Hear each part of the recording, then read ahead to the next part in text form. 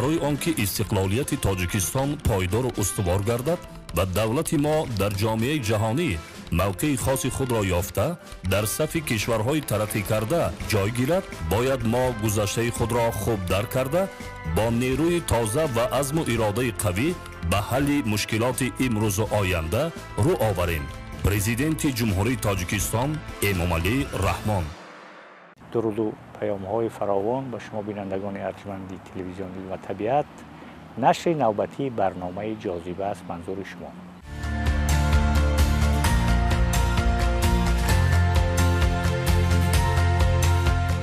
بینندگان ارجمند، ما در عرفه بزرگترین عید ملی و مهنی و دولتی، جشن استقلالیت دولتی و 33مین سالگرد آن قرار داریم. قبلا شما مردم شریف تاجیکستان و تاجیک زبانان برون مرزی را با این جشن بزرگ ملی و مهنی و دولتی تبریک و تهنیت میگوییم و امید و آرزو میکنیم که تاجیک و تاجیکستانی همیشه در فضای استقلال به سر برد و استقلال افتخار عمومی و صفت افتخار عمومی در خدمت ملت قرار داشته باشد. و امروز با حضور یکی از دانشمندان و سیاستشناسان مطرح تاجیک، رهبری دستگاه کمیته مرکزی حزب خلق دموکراتی تاجیکستان استاد عبدالرحمن خانزاده، یک برنامه خواستیم جور کنیم که به همین موضوع مهم ارتباط داشته باشد و نامش گذاشتیم در مشورت با همدیگر استقلال فکری زمینه استقلال ملی. استقلال ملی که گفتیم حتما استقلال دولتی هم در ناگزیر در نظر داشته می شود. قبلا حضور شما را خوش آمدید میگوییم، تشریف شما را با برنامه و خود عبدالرحمن از همینجا شروع میکنیم که همین مفهوم استقلال که میگوییم در فضای ما 33 سال است که همین مفهوم تنین میاندازه در فضاهای سیاسیمون، در محیط‌های مدنیمون، در محیط‌های فرهنگیمون، در محیط‌های دولتیمون، عموما در همه محیط‌هامون صدا می‌تید و در همین عرفه این جشن تا سرشویش و اینم تا 9 سپتامبر همیشه تدارکات جشنی گرفته میشوند. گفتگوها و مکالمات سیاسی و علمی و مدنی و اینا فرهنگی و فراغتی هم صورت میگیرند، چهاربینی‌ها. و از همینجا شروع کنیم به صفت یک نفری که در کار حزبی هم بوده، در کار سیاسی هم بوده، چندین مدت مدیریت شعبه وطندوستی کمیته جوانان و ورزش سیاحی را در ذمه داشته. از اون تجربه‌ای که در مدت این سالها گرفتید از همینجا شروع کنیم. تشکر برای دعوت. واقعا هم طور شما قید نمودید همه ساله در عرفه این جشن شکوهمندی وطن محفل ها نشست تا همایشا چهاربینی های تفریحی بخشیده به جشن استقلال وطن برگزار نموده می شوند و هدف از همه این تدبیرها پیش از همه از آن عبارت است که بار دیگر ما در ذهن و شعور و تفکر مردم مضمون و ماهیت استقلال را باید که جا کنیم، تقویت ببخشیم. زیرا آزادی خواهی، مستقلیت، آزادی این آرزو و ارمان ملت هایی است که آنها عقل و شعور دارند، ملت هایی است که آنها واقعا هم برای خود برنامه های در خوری دورنمای هم سیاسی و هم اجتماعی و هم فرهنگی دارند. یعنی ما میدونیم که در جهان امروزه ملت و خلقیت های خیلی زیاد زندگی میکنند و بیش از 2500 ملت و خلقیت ها و به همین مقدار زبان های ملی وجود دارد، ولی به کم ملت های امروز میسر شده است که از همین نعمت بزرگ یعنی آزادی و استقلال بهره ور باشند. و این آزادی، این استقلال برای یگان ملت دنیا هدیه تقدیر تحفه نیست، گرچند که مثلا در همین بسیار نشست‌های علمی در بسیار محفل‌ها از جانب بعضی حتی دانشمندان ورزیده کشور چنین اندیشه تبلیغ می شود، چنین اندیشه صدا می دهد که گویا که استقلال و آزادی برای ملت ما این تحفه بود. این کاملا اندیشه غلط است. اگر ما به طول تاریخ نظر افکنیم، ملت تاجیک هنوز از صبحگاه تاریخ миллати соҳиб тамаддун ва соҳиби давлат буд. тавре ки баъзе донишмандони мо мегӯянд ки истиқлоли имрӯзаи мо бозгашт ба истиқлоли пешин аст, ин иштибоҳе нахоҳад буд. Чунки агар дур намеравем таърихи садсолаи миллати худро мо як варагардон кунем, ҳанӯз соли 1924 дар замоне ки империяи собиқи шӯравӣ дар ҳамин минтақа давлатҳои миллиро, яъне ҷумҳуриҳои автономию иттифоқиро таъсис медод, тасмим гирифта шуд ки ҷумҳурие бо номи Тоҷикистон, ҷумҳурии худмухтор дар ҳайати ҷумҳурии ҳамсоя кишвар таъсис ёфт ва баъдан бо талош, бо ҷонисориҳо, яъне бо садо баланд кардани қишри равшанфикри миллати мо тавонистем ки ҳамчун ҷумҳурии иттифоқӣ таъсис ёбем. чун аз истиқлоли озодии ватан вақте суҳбат мекунем, хизматҳои шоиставу беназири устод Садриддин Айнӣ, қаҳрамони Тоҷикистон, Нусратло Махсум, Шириншоҳ Шотемур, Чинор Имомов ва даҳо нафарони дигар пеши назар падидор мешавад ки дар ҳамон замон ба роҳбарияти собиқи шӯравӣ онҳо муроҷиат карданд тариқи мактубҳо, тариқи масалан ҳамон ҳуҷҷатҳо ки миллати соҳибтамаддуну соҳибфарҳанги тоҷик дар ин минтақа яке аз миллатҳои асосии маскуни ҳамин минтақа аст.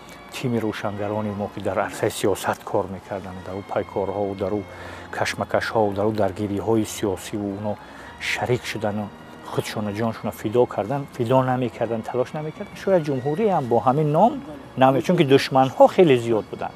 Душманҳои онтологии тоҷик ҳам аз он давра ҳам зиёд буданд, пеш аз он ҳам зиёд ва махсусан дар ҳамин ибтидои солҳои 20 аз соли 17 то 24 то 29 то 37 як шӯру бо як масалан шӯру шаъфи сахте ба муқобили мо таҳоҷуми сиёсиву мафкуравӣ сурат гирифт. агар ин талош намекарданд фикр мекардам ки намешуд. бале ва ҳам аз талашҳои ҷонисоронаи чунин фарзандони ватандӯсту шарафманди миллати тоҷик буд ки моро баъдтар ба ҷумҳурии иттифоқӣ дар ҳайати шӯравӣ шомил кунанд ва дар иттиҳоди шӯравӣ бештар аз 120 миллату халқиятҳо зиндагӣ мекарданд, вале ба кам миллатҳо муяссар шуд ки ҷумҳурии иттифоқӣ таъсис диҳанд.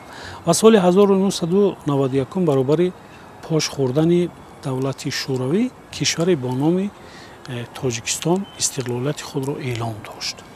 валекин бо таассуф бояд зикр намуд ки мо дар ҳамон марҳила як омодагии зеҳнию амалӣ барои пазируфтани неъмати чун истиқлол надоштем. азиза мо бояд эътироф намоем, яъне ки маърифати сиёсии мардум то он дараҷае рушд накарда буд ва гурӯҳҳои мухталифи сиёсӣ ба вуҷуд омаданд ва аз пас будани савияи идроку донишҳои сиёсии мардум сӯистифода намуданд ва кишвар ба вартаи ҷанги ҳамватанӣ кашида шуд ва зиёну зараре ки мо аз ин ҷанг дидем беҳисоб аст. гарчанде ки масалан баъзе коршиносони бахшҳои гуногун зарари ин ҷангро дар ҳаҷми гуногун арзёбӣ мекунанд, валекин зиёни ин ҷанг беҳисоб аст. ва ба хушбахтӣ ва саодати миллати тоҷик соли 1992 дар иҷлосии таърихи 16 шӯрои олӣ гардиши куллие дар кишвар ба миён омад ва ба интихоб гардидани Имомалӣ Раҳмон ба ҳайси раиси шӯрои олии вақт тавонист ки оташи ҷанги шармандиро дар кишвар хотима бахшад, фурӯ нишонад ва суботу амниятро, вазъи мӯътадили сиёсиро дар кишвар ба амал оварад ва дар ҳамон шабу рӯз тамоми ҷаҳониён ба Тоҷикистон ҳузури чашмгир доштанд ва ҳамагӣ нигарони он буданд ки миллате ки инак ба истиқлол расидааст қисмати таърихи он ба чӣ меанҷомида бошад. бисёр лаҳзаҳои душвор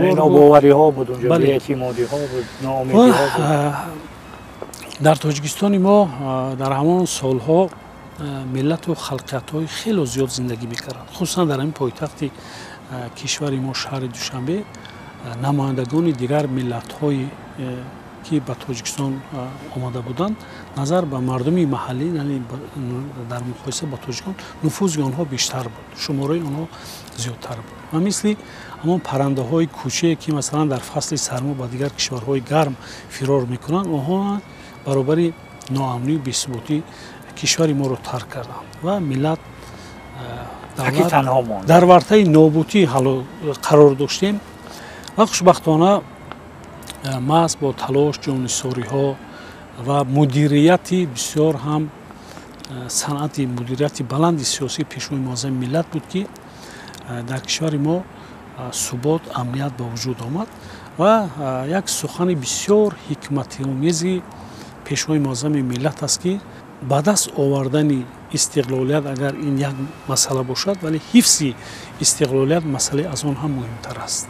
яъне имрӯз рисолати тамоми аҳли ҷомеаи кишвар, на танҳо мақомотҳои давлатӣ, он ки шахсони алоҳидаи мансабдор, балки рисолати ҳар шаҳрванди ватандӯст аст ки имрӯз ҳамин озодию мустақилияти ватанро устувору пойбарҷо нигоҳ дошта тавонад ва чун гавҳараки чашм онро нигоҳ дошта тавонад. истиқлолияти миллӣ деринтизори мо имкон фароҳам сохт ки мо дар ин дунёи пурталотум роҳи хосаи кишвар ва мартабаву манзалати лоиқи худро пайдо кунем, сарзамини кӯҳанбунёди хешро ба шаклу тариқаҳои муосир ба оламиён муаррифӣ намоем, ба сулҳу салоҳ ва ваҳдати миллӣ ноил гашта онро таҳким бахшем ва дар ин заминаи мустаҳкам ба шоҳроҳи рушду тараққӣ ва бунёдкориву созандагӣ бароем. Президенти ҷумҳурии Тоҷикистон Эмомалӣ Раҳмон. استقلال فکری، انا اون سبب ها و اون اشتباهات و اون خطاها و نقصان هایی که هم در سالهای 20 شدن و ما رو به اون کشمکش ها و به اون تبعید ها و به اون تبعیض ها آوردن، تعرض هایی که شد به اون مواجه کردن.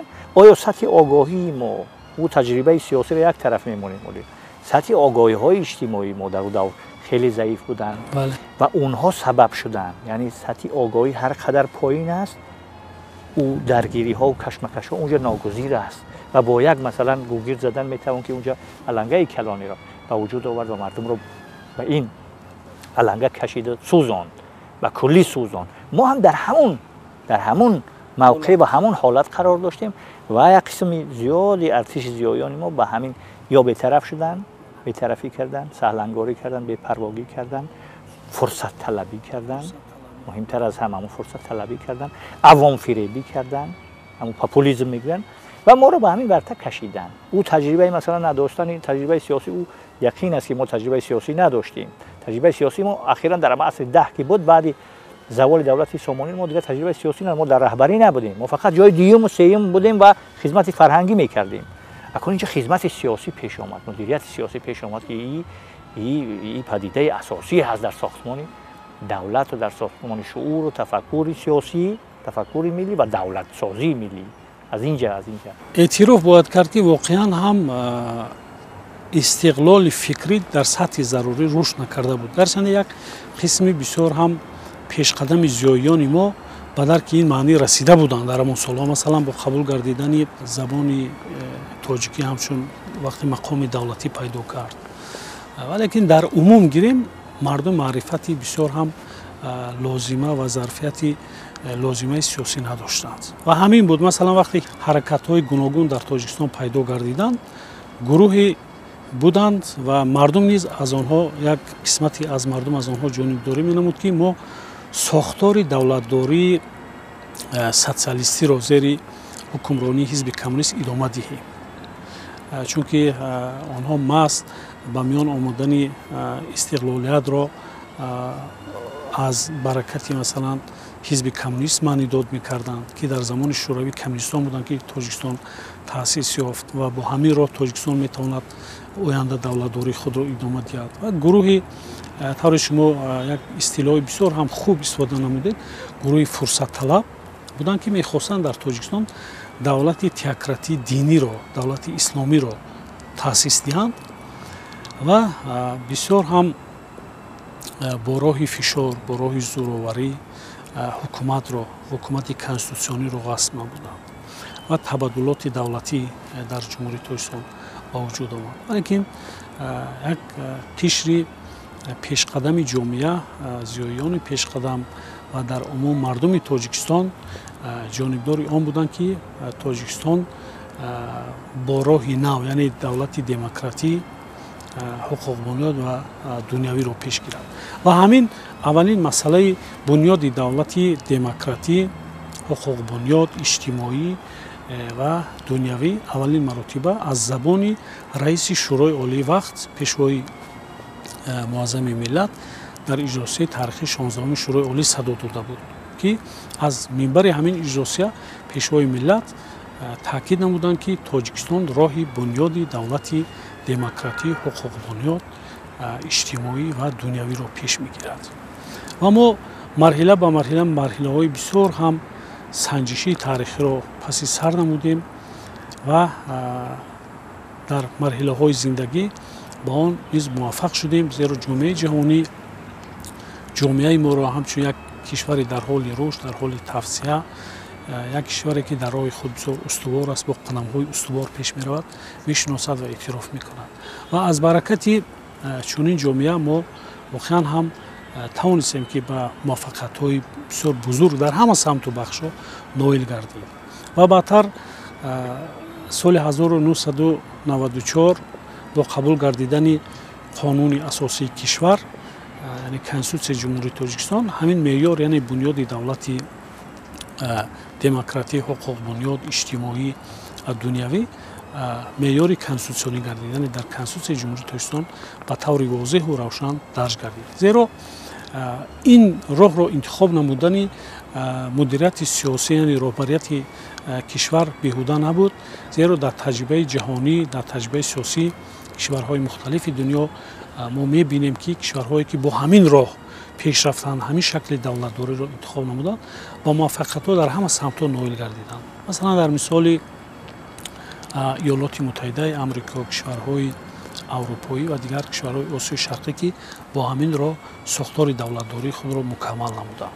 Валекин як нуктаро бояд мо таъкид кунем, ки ва пешвои миллат низ пайваста таъкид мекунад, ки демократие, ки масалан дар Аврупо, дар Амрико роиҷ аст, барои миллати мо, барои давлати мо ин айнан нусхабардорӣ нашудааст. Мо демократие дар Тоҷикистон бунёд менамоем, ки дар пайвастагӣ бо суннатҳои миллӣ, дар пайвастагӣ бо арзишҳои бузурги маънавию фарҳангиам. Зеро худи ҳамон кишварҳои демократӣ ва дунявие, ки дар Аврупо бунёд шудаанд, дар Иёлоти Муттаҳидаи Амрико, онҳо дар баробари муваффақиятҳо ба проблемаҳои бисёр буҳронҳои шадиди маънавию рӯҳию ахлоқӣ мувоҷиҳ гардиданд. Аз ин хотир роҳе, ки мо интихоб намудем, ин роҳе аст, ки Тоҷикистон дар оянда низ метавонад, ки рушду нумӯ ёбад ва миллатро ба саодатҳои аз ин ҳам бештар бирасонад. ва омадем сари ин, ки истиқлоли фикрӣ воқеан ҳам заминаи истиқлоли давлати умумии сиёсӣ аст. Яъне савод, маърифат, дониш, огоҳӣ, ино, тафаккур, шинохт, ҳамаи инҳо созандаи ин раванданд. Ёда нест, ки мегӯяд, ки ҷисми озодист истиқболи фикр. ҷони озодист истиқлоли фикр. оғози ҳар як истиқлол аз истиқлоли ақлҳо сар мешавад, аз истиқлоли зеҳнӣ сар мешавад. ва имрӯз ҳадафи мо расидан ба истиқлоли комил аст. яъне мо ҳам истиқлоли фарҳангӣ, ҳам истиқлоли иқтисодӣ, ҳам истиқлоли иҷтимоӣ бояд дошта бошем ва дар маҷмӯъ ҳама ин истиқлоли миллиро ташкил медиҳад. ва ҳадафи мо низ аз он иборат аст, ки мо бадин васила ба истиқлоли комил бирасем. ва дар ин роҳ талошҳои ҳаррӯза мебояд. ва муҳимтарин рисолати аҳли зиёи мо дар ҳамин марҳилаи давлатдорию давлатсозӣ ба миён овардани истиқлоли фикрӣ дар мағзи ҷомеа аст, дар тафаккури ҷомеа аст. ва пешвои миллат низ пайваста таъкид мекунад, ки истиқлолияти мо ҳамон вақт мазмун ва моҳияти воқеӣ пайдо мекунад, ки агар мардум онро асоси хушбахтии худ донанд, асоси хушбахтии худ на ин ки худ, балки асоси хушбахтии худ ва наслҳои мебаъда фарзандони худ донанд. محض با همین وسیله ما میتوانیم که در ذهن و تفکر مردم ماهیت مضمون استقلالیت رو با عمیقاً جای دهیم و برای این کارهای زیادی را ما باید انجام دهیم.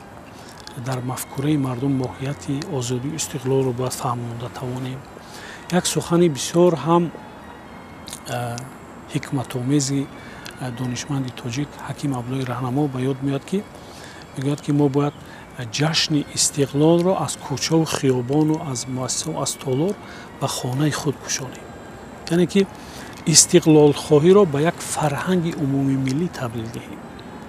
بعد این وسیله ما میتوانیم که زمینه برای استقلالیت کامل و برای تحکیم آزادی و مستقلیت وطن به میان آوریم. تا اگر ما همین مفهوم استقلال رو، ماهیت استقلال رو، وجود و حضور استقلال رو در درون خانه‌مان احساس نکنیم، او نمیتواند که اجتماعی و فرا اجتماعی شود.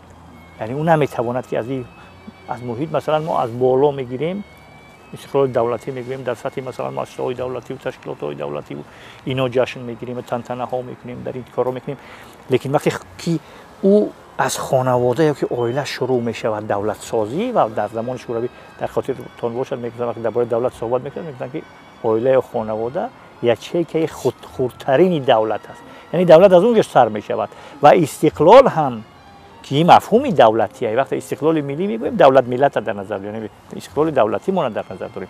این اگر با اونجا نرود، با اون نهادی خردترین اجتماعی یا اینستیتوت اجتماعی که خانواده نام دارد با اونجا نرود و در اونجا تنتنه نشود، در اونجا در مغز تک تک مغزهای افراد خانواده جای نگیرد و اون احساس نکنه پدر، مادر، والدین، دختر، پسر، اون تقا و اینا نگیرن، خانواده و خویش اقربا و تبار نگیرد، اون نمیتواند که مضمون ماهیت ملی و عمومی مردمی کسب کند. به این خاطر است. بنابراین از همونجا یعنی بازگشت به همون است و این جشن رو جشن سیاسی و جشن دولتی و جشن مهنی و جشن ملی و جشن خانوادگی تبدیل کنیم. عادتاً طفلان ما، فرزندان ما بسیار کنجکاو و زیرک می شوند و شاید در طفلی برای همه چنین حالت باشد که یک حسی کنجکاوی خیلی زیاد دارم کودکان نسل نورس. وقتی که ما با افتخار جشن استقلال وطن در خانواده خود یک دسترخوان ایدانه می آراییم، یک شیرینی بهترین رو آماده میکنیم و یک خوراک بهترین رو آماده میکنیم، پیشنهاد میکنیم و فرزندان و نویرگان ما از ما سوال میکنند که این با افتخار چی است؟ میگوییم که امروز روز زادروزی تاجیکستان است، یعنی روز استقلال ما است. در ذهن و تفکر آنها الکی این ارزش جای میگیرد و آنها هیچ جا فراموش نمیکنند که استقلال و آزادی چقدر ارزش والا است. با همین وسیله ما میتوانیم که در ذهن و مغز جوانان همین ارزش را جای دهیم. همچنین تمام سوبیکت های تربیه از محیط خانوادگی سر کرده تا مکتب تا دیگر مؤسسه ها تا دانشگاه، محیط دانشگاهی تاثیرش بیشتر است، محیط کارخانه ها. باید این مثلا این ارزش همیشه مورد تبلیغ قرار داد. حتی در برنامه‌های تعلیمی زینه‌های گوناگون مکتب‌ها از مؤسسه‌های تا مکتبی سر کرده تا مؤسسه‌های مثلا تحصیلات ابتدایی و تحصیلات میانه و کسبی و عالی، در برنامه‌های تعلیمی مثلا فن‌ها، موضوع‌ها، برنامه‌های باشند که تبلیغگری ارزش‌های استقلال باشند، تبلیغگری ارزش‌های معنوی ما باشند. و ملت تاجیک یک ملتی است که ارزش‌های بسیار پرقیمت معنوی را دارو است و در طول تاریخ این ارزش‌های معنوی به میان آمدند و این ارزش‌های معنوی ملت ما همیشه انسان را به وطن دوستی دعوت و هدایت میکنند و در مثال شاهنامه حکیم ابوالقاسم فردوسی که پیشوای معظم ملت دستور فرموده بودند که این اثر بی‌زوال بازنشر کرده شد و به هر یک خانواده تاجیک تقدیم نموده شود. این یک هدفی است که در همین روندهای بسیار پرآشوب و پرتضاد جهانی شوی که مثلا توجمهای زیادی فرهنگی، اینکه غایه‌های کسموپولیتیسم шаҳрвандии умумисайёравиро миёни мардум хусусан ҷавонон таблиғ мекунад, як василаи бисёр ҳам хубе аст ки ба ҳамаи ин таҳоҷумҳои фарҳангӣ муқоимат карда метавонад. мардум якдигарро дар ҳамаи арафаи иди истиқлол ва рӯзи истиқлол тариқи телефониву тариқи масалан шифоҳиву лафзӣ ҳузуриву ғайри ҳузурӣ табрик мекарданд. махсусан тариқи телефонҳои ҳамроҳ гӯшиҳо табрик мекарданд якдигарро ба рӯзи истиқлол. яъне ба ҳукми анъана даромада буд. лекин чанд муддат ки мо бепарвоӣ кардем, саҳлангорӣ кардем, бехудӣ кардем, ин хурофоту таассубу ино пайдо шуданд ва ҳамин ҷавҳари асосӣ ки масалан ҷони озодист истиқлоли фикр, яъне фикри моро, мағзи моро ки кор кардан тавонистанд ки дар муддати кӯтоҳ мағзшӯӣ шавад ва ҳамин ҷашн ва ҳамин истиқлолият боз ба марҳилае омад ки акун кӯшишҳои зиёд, талошҳои зиёд, барномарезиҳои зиёди зарур аст ки ина мо ба ҳамон сатҳ чанд соли пеш расонем, то ки якдигарро мардум масалан ҳозир дар байни танҳо зиёё мондааст, танҳо давлатмадорҳо як қисм масалан кормандони сиёсӣ мондааст ки якдигарро табрик мекунанд. лекин акун ин ҷашна вақте ки истиқлол мегӯем ҳамин мафҳума ва ҳамин моҳията ва ҳамин падидара мо бояд мисли ҳамон пешӣ, мисли чанд соли пеш ба ҳукми анъана дарорем ки якдигарро табрик кунем. дар масъалаи таблиғи арзишҳои истиқлол бояд ки мо танаффус надошта бошем ва ин кори доимӣ бошад. мисол кунед дар ҳар ҷомеае ки дар он холигӣ идеологӣ ба вуҷуд меояд, ҷои онро идеяҳои бегона ғасб менамояд ва ин дар таҷрибаи бисёр кишварҳо аз таърих низ медонем ба миён омадааст ва муҳимтарин рисолати мо аз он иборат аст ки ҳамин фазои идеологиро, фазои таблиғотиро ҳамеша пур нигоҳ дорем бо арзишҳои бузурги маънавӣ, бо ғояҳои созанда, бо арзишҳои илмӣ ва масалан шумо вақте дар бораи зуҳуротҳои номатлуби иҷтимоӣ аз қабили экстремизм, терроризм ва дигар зуҳуроти номатлуби иҷтимоӣ вақте ёдовар шудед, инҳо як таҳдидҳо ва хатарҳои хеле ҷиддӣ ҳастанд ба истиқлоли ватани мо, ба озодию мустақилияти ватани мо ва ҳадафи онҳо низ аз ҳамон иборат аст ки ҳамин фарҳанги оламшумули моро аз байн баранд, забони миллии моро аз байн баранд, арзишҳо ва суннатҳои накӯи миллии моро аз байн баранд ва бадин васила ба ҳадафи ниҳоии онҳо аз байн бурдани озодию истиқлолияти ватан аст. истиқлолият ҳамон вақт маъниву моҳияти ҳақиқӣ пайдо мекунад ки ҳар фарди ҷомеа аз ҷумла аъзои ҳамаи аҳзоби сиёсӣ ба қадри он расанд ва ин неъмати муқаддасу бебаҳоро ҳамчун дастоварди бузурги таърихӣ ҳифз намоянд ва таҳким бахшанд. Президенти ҷумҳурии Тоҷикистон Эмомалӣ Раҳмон. ташаккури зиёд ва фикр мекунам ки қисми якуми суҳбати мо дар ҳамин ҷо хотима бахшем ва дар қисмати дуюм ҳатман сари мавзӯи истиқлоли давлатӣ ва моҳияти давлати дунявӣ як суҳбатаке ҳам мекунем агар имкон шавад. хоб ташаккур ба шумо ки омадед, як суҳбати хубу муфиде ҳам анҷом додед ва бовар дорам ки бинандагони арҷманд аз он чӣ ки гуфтед баҳра мебардоранд ва дар таҳкими истиқлоли фикрӣ ва истиқлоли миллию давлатӣ кӯшо мешаванд, ҷӯё мешаванд, пӯё мешаванд ва ҳамин тур мо метавонем умри истиқлоли миллиамонро, истиқлоли фикриамонро дароз кунем. бори дигар арз медорам ки дар суҳбати мо қарор доштанд устод Абдураҳмон Хонзода, сиёсатшунос, раҳбари дастгоҳи Кумитаи марказии Ҳизби Халқи Демократии Тоҷикистон. рӯзгори хушу бардавом ва айём ба ком.